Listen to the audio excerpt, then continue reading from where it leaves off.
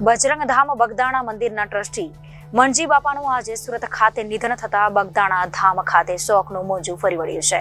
મણજી બાપા કે જેમણે બજરંગદાસ બાપાની પ્રેરણાથી મંદિરની સુવાસમાં વધારો કરતા અનેક સામાજિક ધાર્મિક કામો કર્યા હતા। આજે સુરત ખાતે નિધન તથા તેમના પાર્થિવ દેહને પ્રથમ ભાવનગર ઝાંઝરી હનુમાનજી મંદિરે લાવવામાં આવ્યો હતો। ઝાંઝરી હનુમાનજી મંદિર કે જે બજરંગદાસ બાપાનું જન્મસ્થળ છે, જે હનુમાનજી મહારાજના દર્શન કરાવી આરતી કરવામાં આવી હતી।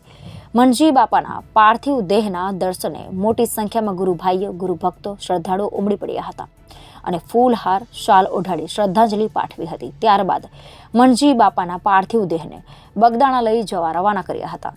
સાંજે 4 કલાકે પાર્થિવ દેહ બગદાણા પહોંચશે, જ્યાં કરશનભાઈની વાડીમાં આજે સાંજે 4 થી આવતીકાલે બપોરે 3 વાગ્યા સુધી અંતિમ દર્શન માટે રાખવામાં આવશે, જેમાં મોટી સંખ્યામાં લોકો દર્શનાર્થે પહોંચશે।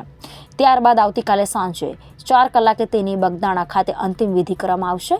બાપાના નિધનથી ભક્તિમાં શોકનું મોજું ફરી વળ્યું છે, જ્યારે તેમની પ્રેરણાથી બાકી અધૂરા રહી ગયેલા કામો વહેલી તકે પૂર્ણ થાય તે દિશામાં કામગીરી કરવામાં આવશે, તેમ તેના પુત્ર અને ગુરુભાઈઓએ જણાવ્યું હતું। મારું નામ અશોકસિંહ મંડુલી છે। હું 14 વર્ષનો હતો ત્યાંથી બગદાણા જાઉં છું અને બાપાની અપરમ દયા છે ને મણજી દાદા એટલે જે ગણો યા બાપા ગણો કે દાદા ગણો એનું કોઈ કહેવા જેવો અર્થ જ નથી કાંઈ। અને મણજી દાદા જે મહિમા બાપા વિશે વધાર્યો છે એવું તો કોઈ ટ્રસ્ટી કે કોઈ મંડળમાં વધાર્યો એવો મણજી દાદાએ મહિમા વધાર્યો છે। અને મણજી દાદાએ જ્યારે ચાંદીની મૂર્તિ બનાવી ત્યારે અમને યાદ છે કે મણજી દાદા બોલ્યા હતા કે જ્યાં જ્યાં જિલ્લા હશે, જ્યાં જ્યાં તાલુકા હશે, જ્યાં જ્યાં ગામડો હશે, ત્યાં બજરંગદાસ બાપાની ફોટો આપણે પરધામણી કરશે, ગામના લોકો કરશે, આશ્રમ તરફથી કોઈ કરવાના દેતા નથી। આપણે જે ગામના અને ઈચ્છા થાય એમ બજરંગદાસ બાપાના ફોટા મૂકે છે। અને મણજી દાદાની તો કંઈક શું કહેવું કહેવો જેવો કોઈ અર્થ જ નથી।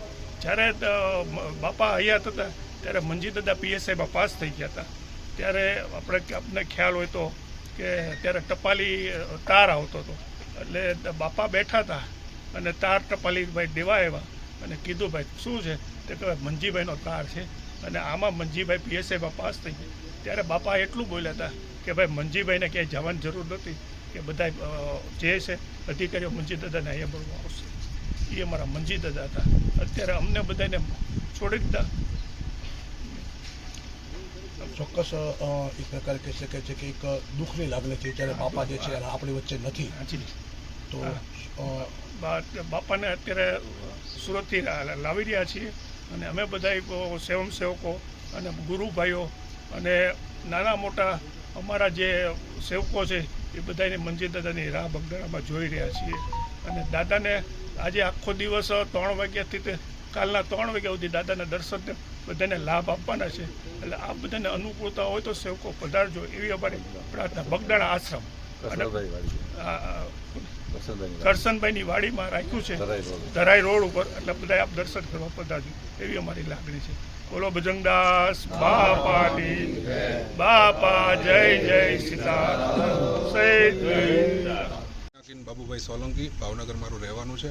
બાપાના સાનિધ્યમાં વર્ષોથી બાપાએ જે કર્યું છે તો કોઈ ન કરી શકે, અને બાપાની જે મણજી બાપાની આ ખોટ છે એ તો કોઈ પૂરી જ ન શકે। અને બાપાએ આમાં એમનું લોહી રેડી દીધું છે, જે મંદિરનું અત્યાર સુધી જે કાંઈ પણ હિત થયું છે બાપાએ લોહી રેડી દીધું છે। બાપાના ચરણોમાં કોટી કોટી વંદન, અને એમની આત્માને બજરંગદાસ બાપા અને એમની આત્માને શાંતિ મળે એવી પ્રાર્થના કરીએ। એમનો પાર્થિવ દેહ સુરતથી ભાવનગર મુકામે લાવી રહ્યા છે અને અહીંથી જઈ રહ્યો છે બગદાણા। ત્યાં આજના બપોરના 3 વાગ્યાથી કાલ બપોરના 3 વાગ્યા સુધી બાપાના દર્શન થઈ શકશે। સૌ ભાવિ ભક્તોને બાપાના દર્શન કરી શકે એની વ્યવસ્થા ત્યાં ગોઠવેલી છે। બધાએ વ્યવસ્થામાં પધારી અને બાપા કરશનભાઈની વાડી બગદાણા ગોઠવેલ છે। અને બાપાનો ઇતિહાસ તો એટલો છે, બાપાએ લોહી રેડી દીધું છે। અને બગદાણાનું એવું નથી કે ખાલી આપણું ભાવનગર, પૂરા હિન્દુસ્તાનમાં બગદાણાના બાપાએ હમણાં તો શ્રીરામ જન્મભૂમિ છે ત્યાં અન્ન ક્ષેત્ર ચાલુ કર્યું છે, અયોધ્યા જન્મભૂમિમાં અન્ન ક્ષેત્ર ચાલુ કર્યું છે। એટલે બગદાણાનું જે સેવકો છે એ દુનિયાના કોઈ પણ ખૂણે પહોંચીને સેવા કરી શકે એવા સક્ષમ છે। એટલે બગદાણા બાપા બજરંગદાસ બાપાની જય। અગ્નિ સંસ્કાર કાલ બપોરે 3 વાગે રાખેલ છે, બગદાણા મુકામે રાખેલ છે।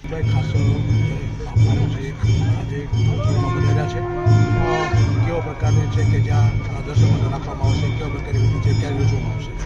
પરમ પૂજ્ય સદગુરુદેવ બજરંગદાસ બાપાના એમને સેવક અમારો પરિવાર તો ખૂબ ભાગ્યશાળી છે કે અમારા વડીલ તરીકે, અમારા પિતાશ્રી તરીકે અમને ભગવાને અમને આપ્યા।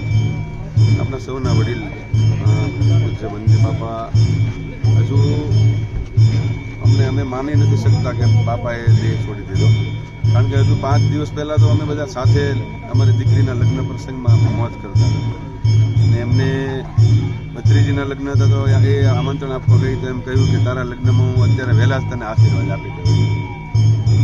એટલે બ્રેન સ્ટ્રોક આવ્યો અને બ્રેન સ્ટ્રોકમાંથી રિકવર થયું 4 દિવસમાં ન્યૂઝપેપર વાંચવા માંડ્યા હતા અને પછી હાર્ટ એટેક આવી ગયો અને એમણે દેહ છોડી દીધો. આપણે બજરંગદાસ બાપાને, ઝાંઝરિયા દાદાને પ્રાર્થના કરીએ. એમની માટે આપણે શું પ્રાર્થના કરવાના, છતાંય આપણે કાલી ગયેલી ભાષામાં પ્રાર્થના કરીએ એમના આત્માને તો મોક્ષ જ હોય. પણ એમણે જે સંકલ્પો નક્કી કર્યા છે એ સંકલ્પો આપણે બધા સાથે મળીને પૂરા કરીએ. બગદાણા ખાતે અમે જઈ રહ્યા છીએ. તમામ વિધિ બગદાણા સંપન્ન થશે. આજે અમે 4 વાગે પહોંચીશું. પછી બાપાના પાર્થિવ દેહ અમે દર્શનમાં મૂકશું. બધા દર્શન કરવા ગુરુ ભાઈઓ આવે, સેવક સમુદાય આવે, સેવા મંડળોના કાર્યકર્તાઓ આવશે. કાલે 4 વાગ્યા સુધી દર્શનમાં રાખીશું ને આવતીકાલે સાંજે 4 વાગે બગદાણા મુકામે ત્રિવેણી સંગમ બગડેશ્વર મહાદેવ ખાતે એમનો અંતિમ સંસ્કાર કરીશું. કેમેરામેન રસુલભાઈ સૈયદ સાથે રિપોર્ટર ફિરોઝ મલેક, જનાદેશ ન્યૂઝ, ભાવનગર.